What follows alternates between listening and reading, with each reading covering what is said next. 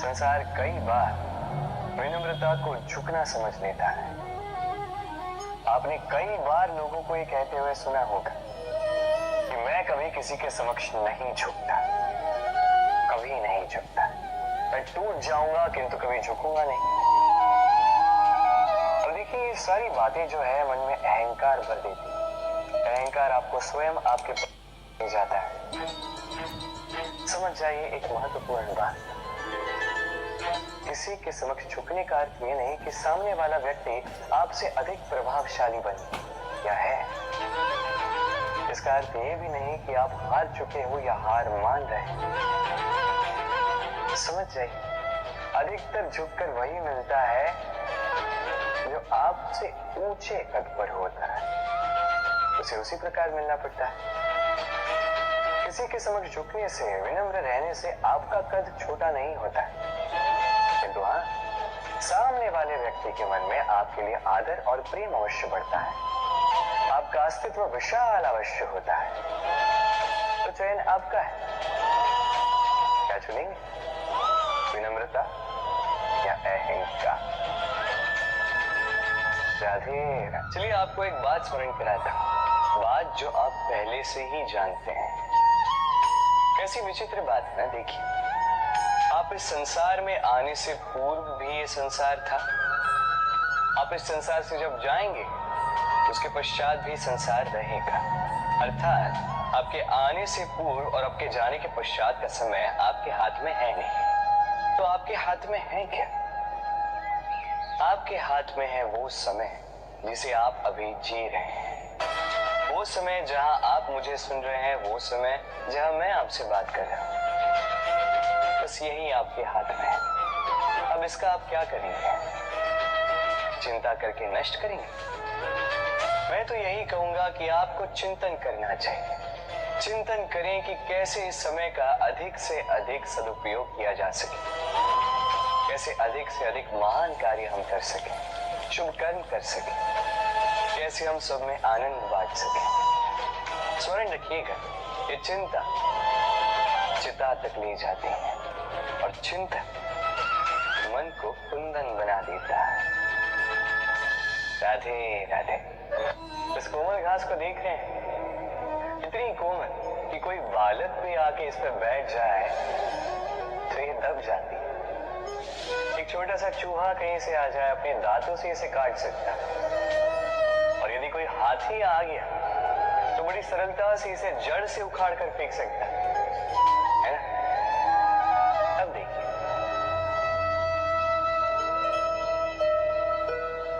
मैंने इसी घास को गूंथ कर एक रस्सी बनाई, और अब वही कोमल घास एक शक्तिशाली बंधन में परिवर्तित हो चुका।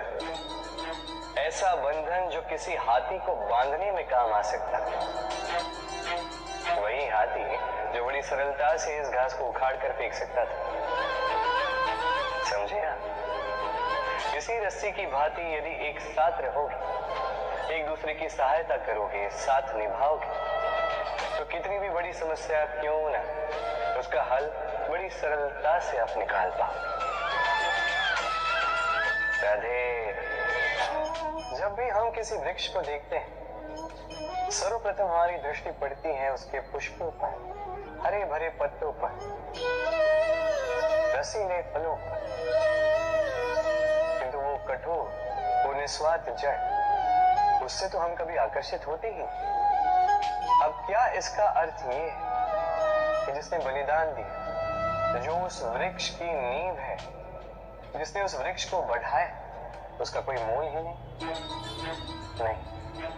स्मरण रखिएगा, जब भी हम किसी वृक्ष को जल देते हैं, उसके पत्तों, पुष्पों या फलों को नहीं, उसकी जड़ को देते हैं। जब भी हम किसी वृक्ष की पूजा करते हैं, यही पुष्प, यही तिलक हम उसकी जड़ को अर्पित करते हैं।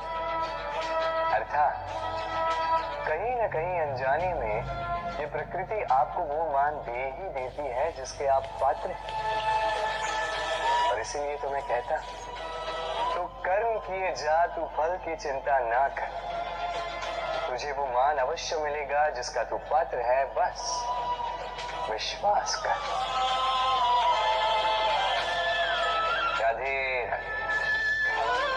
ये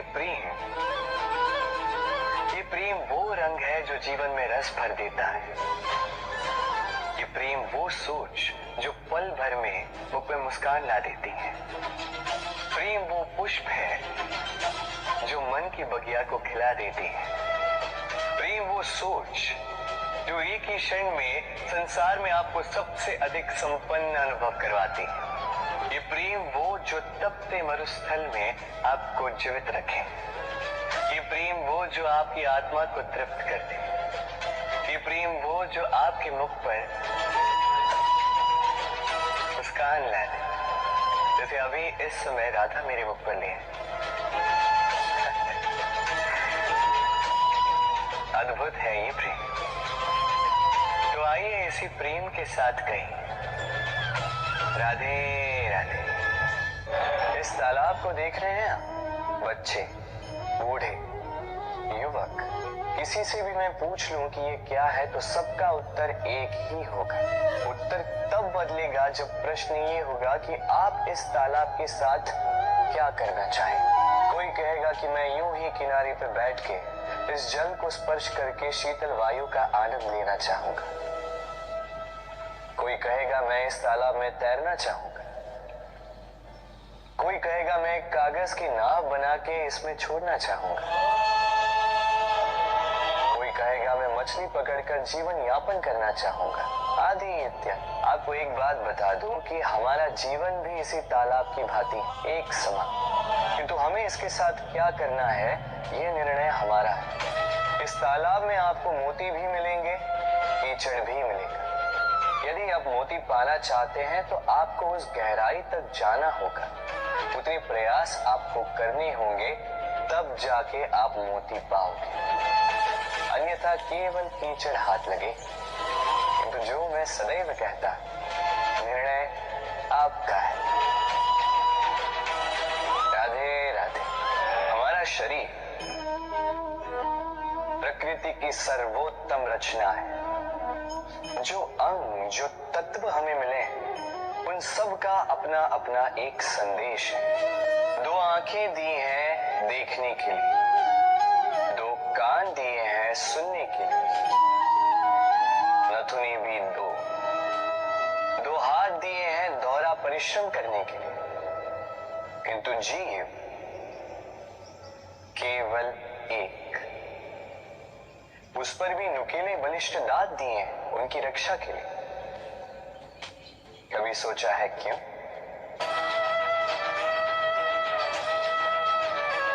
क्योंकि शब्द और शब्दों का उपयोग मनुष्य का सबसे बड़ा शस्त्र है, जिसका उपयोग जितना सोच समझ कर किया जाए, मनुष्य जीवन में उतना ही ऊपर उठता है।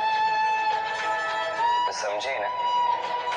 देखो, सुनो, समझो अधिक, बोलो कम। राधे राधे। आप इस संसार में ऐसे कई लोगों को जानते होंगे जिन्हें आप स्वार्थी मानते हैं, जो आवश्यकता पड़ने पर ही आपको स्मरण करते हैं, किंतु जैसे ही उनकी आपके सहायता की आवश्यकता पड़ती है, हाथ जोड़कर आपके सामने सज्ज रहे। बड़ा क्रोध आता है ना इनको। मन खिन्न हो जाता, मन से ये स्वर निकलता है कि इस व्यक्ति की सहायता न करें। ऐसा कभी मत कीजिए। आप सोचेंगे क्यों कह रहा हूं मैं ऐसा? स्मरण रखिएगा, दीपक का स्मरण व्यक्ति केवल तभी करता है जब अंधकार गहरा हो जाता है। उसे स्वार्थी मानकर स्वयं व्याकुल ना हो, स्वयं को दीपक मानकर आनंदित हो। भाग्यवान समझिए खुद को कि आप इस संसार में किसी की सहायता करने योग्य हैं। किसी के स्वार्थी होने से स्वयं का दृष्टिकोण न बदले। बस ये दृष्टि रखिए स्वयं के परमार्थ पर। मन प्रसन्न होकर बोले राधे राधे। आप जानते, अनगिनत प्रयासों के पश्चात चींटी अपना एक छोटा सा घर बना पाती, जो अन्य जंतुओं के लिए सरल सी बात है, वो चींटी के लिए उसके जीवन की सबसे बड़ी घटना, सबसे बड़ी सफलता है। भविष्य में चींटी रहे न रहे, इनके बनाए हुए घर वर्षों पश्चात तक टिके रहते हैं। जीवन में सफलता के साथ भी ऐसा ही होता है। आपको एक दिन में सफलता नहीं मिलती, किंतु यदि आप प्रतिदिन प्रयास करते रहे तो एक दिन आपको सफलता अवश्य मिलेगी। स्मरण रखिएगा, भाग्य के द्वार उनके लिए नहीं खुलते जो हार मान लेते हैं। भाग्य उनका स्वागत करता है जो उठकर उनके द्वार खटखटाने का प्रयास करते हैं। तो प्रयास करते रहे, सफलता एक न एक दिन आपके पास आएगी। इस फल को देख रहे हैं आप? ये वो फल है जो पेड़ के सबसे ऊपर वाली शाखा पर पाया जाता है। तो जब ये टूटता है तब ये उस आकाश की ओर नहीं जाता जो ऊपर हो, वो जाता है उस धरती की ओर जो नीचे से उसे तक रही होती। क्यों? क्योंकि इस फल को अपनी ऊंचाई का ज्ञान धरती की नीचाई देखकर होता है। यही बात हम मनुष्यों के लिए भी लागू होती है। यदि आप संपन्न हैं तो उनकी सहायता अवश्य करें जो आपसे सामर्थ्य में कम, जिनको सहायता की आवश्यकता। आप सामर्थ्य में अधिक है क्योंकि वो आपसे कम। देखिए, जीवन में आनंद केवल बढ़ना नहीं बल्कि उनकी सहायता करना भी है जो किसी कारणवश आपसे नीचे रह गए। और जब एक फल ये बात समझ सकता है तो आप क्यों नहीं? राधे राधे। नदी का जल मीठा होता है क्योंकि वो सबको जल देती है। सागर जल लेता है इसीलिए खारा होता है। और नाला उसका बहना रुक जाता है और इसी कारण से वो दुर्गंधपूर्ण हो जाता है, किसी काम का नहीं रहता। हमारे जीवन में भी कुछ ऐसा ही होता है। यदि नदी की भांति जीवन में कुछ देना सीखो तो जीवन में मिठास बनी रहेगी। यदि सागर की भांति बांटने के स्थान पर केवल संचय करते रहो तो मन में खटास बढ़ती रहेगी। और यदि नाले की भांति बहना छोड़ दो, कर्म करना छोड़ दो तो किसी काम के नहीं रहोगे। इसलिए बिना किसी विराम के कर्म करते रहो और जो कुछ भी आपके पास है उसे बांटना सीखो। मन प्रसन्न होकर बोलेगा राधे राधे। जब से जीव अस्तित्व में आए तब से एक और शब्द अस्तित्व में आया, संघर्ष। जन्म लेते ही व्यक्ति को जीवन जीने के लिए संघर्ष करना पड़ता है। कभी अपने लक्ष्य को प्राप्त करने के लिए संघर्ष करता है तो कभी जो प्राप्त किया है उसे बचाने के लिए संघर्ष करता है। किंतु सबका एक उलाहना होता है कि संघर्ष करते समय कष्ट बहुत होता। अब योद्धा है तो प्रहार तो सहने पड़ेंगे। तैरना सीखना है तो जल में प्रवेश करना होगा ही। उन्हीं के पाव में छाले पड़ते हैं जो नित्य चलते हैं, और जो चलते हैं वो अपने लक्ष्य तक अवश्य पहुंचते हैं। इसलिए स्मरण रखिएगा, जीवन तभी तक है जब तक कर्म करोगे।